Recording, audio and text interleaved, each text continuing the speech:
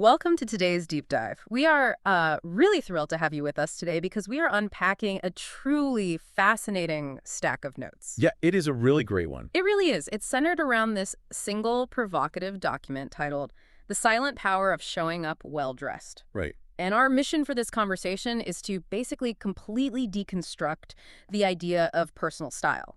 Like, we are going to strip away all the superficial concepts of, fashion and trends and status signaling. Which is how everyone usually thinks about it. Exactly. Instead, we are going to examine personal presentation through a purely psychological lens. We want to look at it as a deliberate tool for cultivating self-respect, establishing discipline, and unlocking opportunity. It is essentially a complete re-education on what getting dressed actually accomplishes. Yeah. Because we're going to separate the physical act of presenting yourself well from the vanity and the ego that society usually associates with. Right, like the showing off part. Yeah, exactly. And instead, look at the underlying mechanics of how your appearance actually alters your mindset. I mean, you listening have definitely experienced this at least once. Think about it.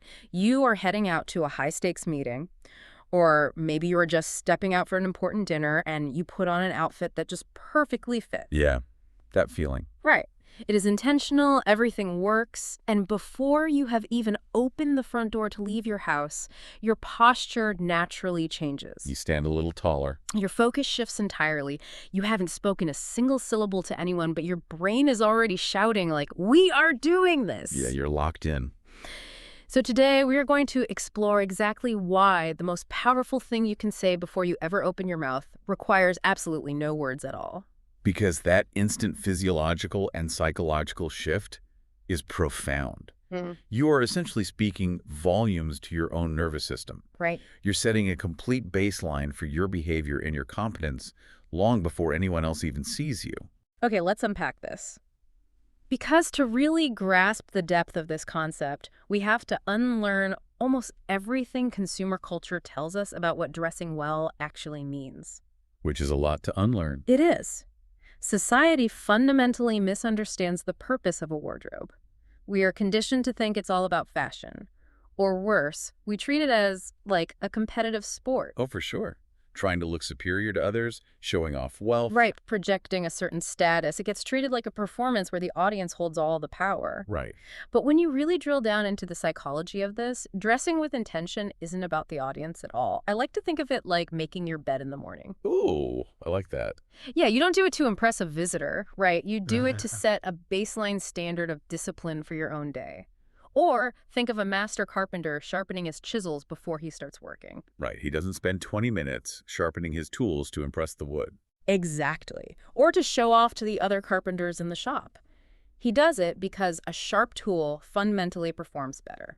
It cuts cleaner. It requires less force. It's just more effective. And in the context of your daily life, you are the tool. Getting dressed with intention is the act of sharpening yourself for the work ahead. What's fascinating here is the massive paradigm shift that occurs when you adopt that mindset. The text explicitly tells us we have to completely stop asking the question, how can I impress people? Which is usually the very first question everyone asks. Right, but that question is a trap. Yeah. It places your sense of worth entirely in the hands of strangers and, fleeting trends. Totally. Instead, the source material says we have to replace it with a much harder, far more introspective question. We have to ask, how can I respect myself? Wow, how can I respect myself? That single shift changes everything. It moves style away from being this external validation-seeking behavior and transforms it into an internal standard of values. And honestly, stepping out of that validation trap is such a relief. It's exhausting otherwise. Because when you are dressing to impress, you are playing a game you mathematically cannot win. There's always going to be someone in the room with a more expensive watch, or a more exclusive label, or just a more curated aesthetic. Comparison is a completely exhausting treadmill. It's the ultimate unwinnable game. Yeah. But when you pivot towards self-respect, the focus becomes internal alignment. Dressing well becomes the physical manifestation of aligning your outward appearance with your inward values. So it's not about the clothes, it's about the intention. It's an exercise in pure intentionality. When you prepare yourself deliberately in the morning, you are actively reminding your own subconscious that your goals matter. That your work matters. Exactly. Your future matters. You aren't letting clothing determine your worth. You are using your presentation to reflect the high standards you already hold for your own life. Here's where it gets really interesting. Because the underlying research we looked at starts linking the seemingly mundane physical act, literally just draping specific fabrics over your body, to foundational life habits. It connects to everything. It does. It groups choosing your appearance with purpose right alongside, like keeping promises, managing your time relentlessly, and taking care of your physical health. It elevates the morning routine of getting dressed into a core act of discipline. But I want to push back a little here because I think you listening might be a little skeptical right now. Sure. Like, does a well-tailored blazer actually make someone a more capable leader? It's so easy to dismiss this as just a psychological placebo effect. Like a look good, feel good kind of thing. Yeah, exactly. Like, I look good, therefore I feel good, but my actual practical competence hasn't changed one bit.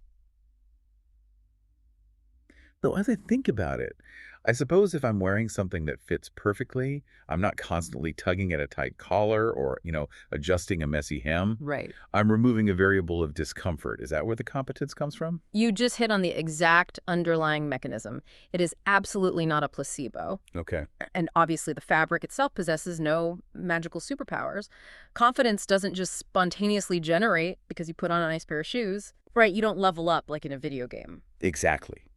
What we are really talking about is the architecture of how confidence is built. And it all traces back to the reduction of cognitive load through preparation. So wait, by picking out the right clothes, I am essentially freeing up mental bandwidth. Precisely. The text lays out a psychological progression that is incredibly straightforward, but deeply impactful. Preparation creates certainty, and certainty creates calm. Certainty creates calm. I like that. Because human beings only have a finite amount of cognitive bandwidth at any given moment. Sure. If you walk into a crucial negotiation and 5% of your brain is secretly worrying that your shirt is wrinkled or that you are underdressed for the environment, You're operating at a deficit. you are distracted. By intentionally preparing your physical presentation, you eliminate those controllable variables. You remove the friction. And because of that certainty, you are exponentially more present in the actual moment. That makes total sense. I've always thought of a great outfit as being like really good user interface design. Oh, interesting. Like UI design, but for human interaction. Think about using a smartphone app. If the app is cluttered and confusing and buggy, you get frustrated trying to figure out what it does. Right, you want to close it immediately. Exactly. But if the app has a clean, intuitive, beautiful UI, all the friction disappears and you just instantly engage with the content. That's a brilliant way to frame it. Dressing well is providing a clean, intuitive UI for the people interacting with you, and, more importantly, for yourself. You aren't wasting processing power on a buggy interface. The UI analogy perfectly captures the concept of enclosed cognition. Enclosed cognition. Yeah, it's a psychological phenomenon where the clothes a person wears actually triggers specific behavioral scripts in their brain. Oh, wow. Like when doctors put on a white lab coat, studies show their attention to detail and focus measurably increases. Wait, really? Just from putting on a coat? Just from the coat.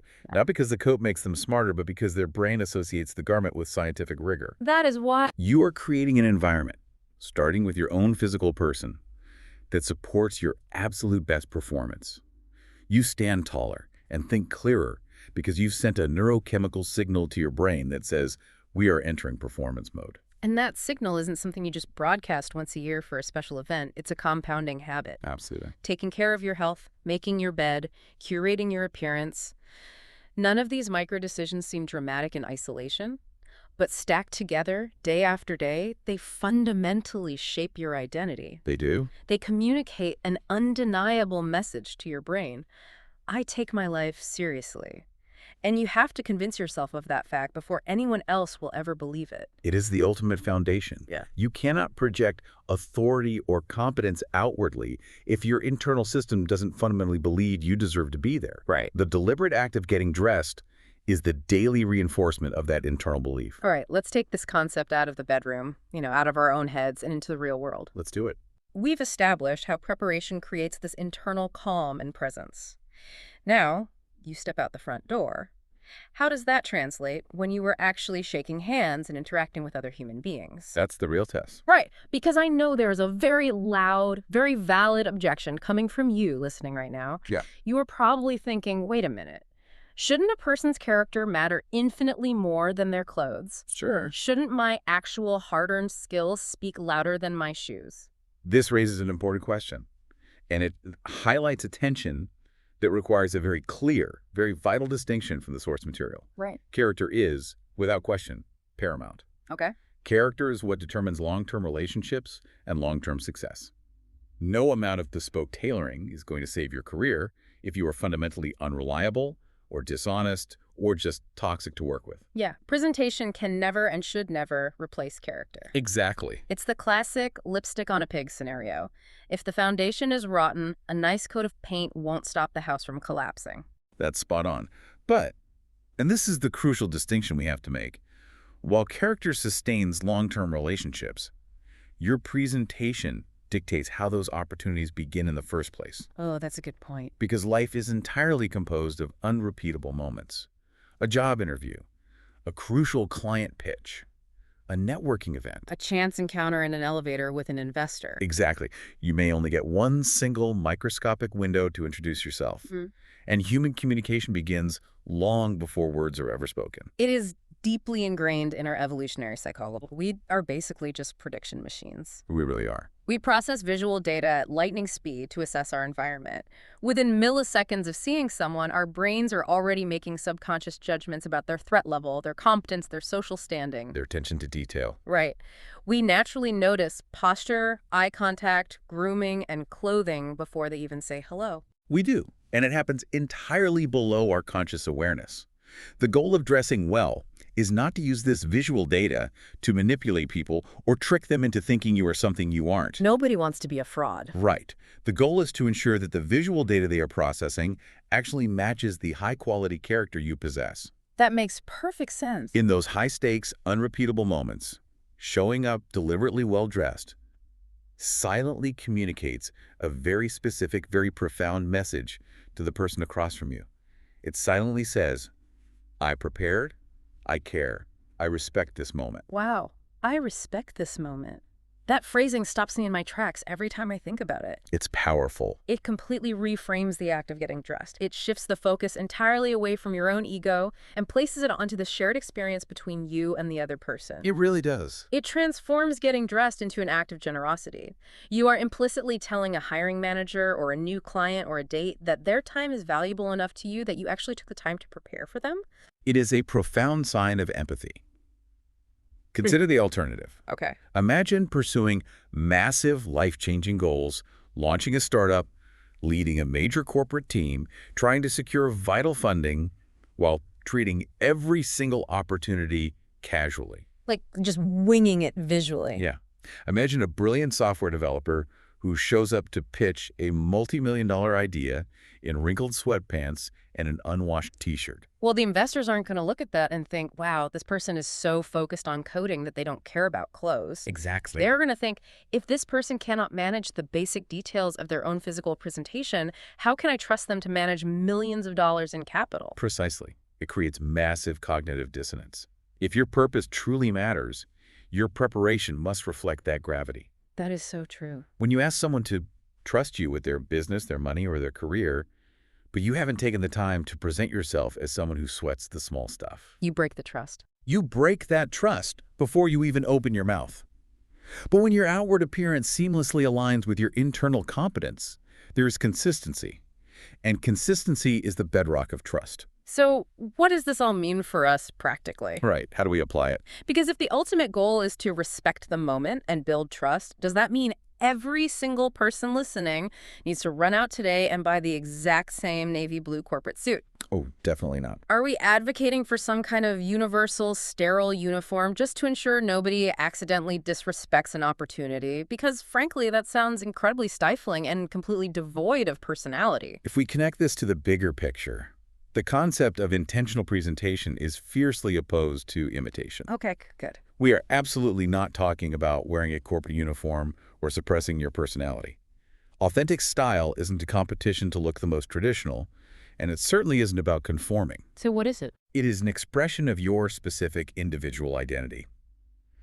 The challenge here is to ask yourself a foundational question. What core values define me? Is your defining trait discipline? Is it boundless creativity? Is it quiet leadership? Bold authenticity? This makes perfect sense when you ground it in reality. Let's take an art director pitching a gallery compared to a defense attorney walking into a courtroom. Great example. Right. If the art director shows up in a stiff, traditional three-piece suit, it might actually communicate a lack of creative vision. It would look out of place. Yeah, but if they show up in thoughtfully curated, high-quality avant-garde pieces, they project massive authority in their specific field. Meanwhile, the attorney needs the traditional suit to project institutional respect. That is the perfect distinction. Both the artist and the attorney can be equally well-dressed, equally intentional, and equally respectful of their specific moments, while looking completely different. It's contextual. Very. The tech founder who hates suits can still project immense authority and respect through high-quality knitwear, pristine footwear, and meticulous grooming. Right. It's not the suit, it's the care. Exactly. It is never about the specific garment. It is always about the intentionality behind it. Once you identify your core values, you curate a wardrobe that acts as a visual amplifier for those values. A visual amplifier. Yeah. Your style becomes deeply meaningful because it is a true reflection of your identity rather than a cheap copy of a temporary trend. Authenticity always lasts longer than imitation, and human beings are naturally magnetically drawn to it. But this isn't a set it and forget it kind of thing, right? No, not at all. You can't just dress authentically for the initial job interview, secure the position, and then show up in wrinkled pajamas for the next 3 years, expecting that initial trust to remain intact. No, and this is where the discipline truly comes in. The text warns us about this. One spectacularly well-dressed day does not define you. Anyone can do it once. Right, anyone can pull it together for a few hours. Consistency is what actually builds a reputation. Showing up prepared, repeatedly, day after day, is the compounding interest of personal branding. Compounding interest. Over time, people simply begin associating you with professionalism, with reliability, with an uncompromising attention to detail. And it isn't because of one phenomenal outfit you wore on a random Tuesday 6 months ago. No, it is because your baseline standard never wavers. That consistent visual reinforcement is incredibly powerful. It's about building an undeniable track record of respect. Respect for your own potential, respect for the opportunities that come your way, and respect for the people you interact with. Absolutely. Which really brings this entire conversation full circle back to the core mission of our deep dive today. We started by asking why the most powerful thing you can say requires absolutely no words. And we found the answer. We did. Intentional, consistent presentation communicates one vital, undeniable truth to the world. I take my life seriously. And when you project that message consistently, it becomes mathematically impossible for people around you not to take you seriously too. It forces their hand. It does. We have to remember that true, unshakable confidence does not originate from the clothing. It originates from the identity. The clothing simply acts as the high-definition display screen, broadcasting that identity to the outside world. I want to highlight the final challenge that we drew from our research today. It's a brilliant reframing. It says, the next time you are getting dressed, do not look in the mirror and ask, what looks impressive? We are permanently done with that question. Done. That is the old paradigm. Instead, look in the mirror and ask yourself, what honestly reflects the person I am becoming? It is an incredibly potent psychological trick. It forces you to look forward at your own potential rather than looking side to side at what everyone else is doing. I love that. It transforms the mundane chore of getting dressed into a daily act of claiming your own trajectory. It really does. Which brings me to a final, slightly provocative thought that I want to leave you, the listener, with today. Something to really chew on the next time you are standing in front of your closet. Let's hear it. We have spent this deep dive exploring how your wardrobe is this silent language communicating your preparation, your respect, and your current identity. But what happens when you decide to intentionally use that silent language to communicate your future potential? Oh, you are talking about the concept of temporal enclosed cognition. Yes. Dressing not for who you are, but for the role you're actively hunting. Exactly. Think about it. What happens when you intentionally curate your presentation for the role, the life, or the level of success you want to have in 5 years, rather than the reality you might be currently stuck in today? It's a huge shift. If you consistently step into that physical representation of your future self, if you wake up every morning and literally put on the physical form of the person you are striving to become, does your reality eventually have no choice but to catch up? It is the ultimate, most elevated application of this entire philosophy. You aren't just showing respect for the opportunity directly in front of you. You're showing profound respect for the future you're working tirelessly to build. You are sending an irrefutable message to your own brain before you've even turned the doorknob to leave your house.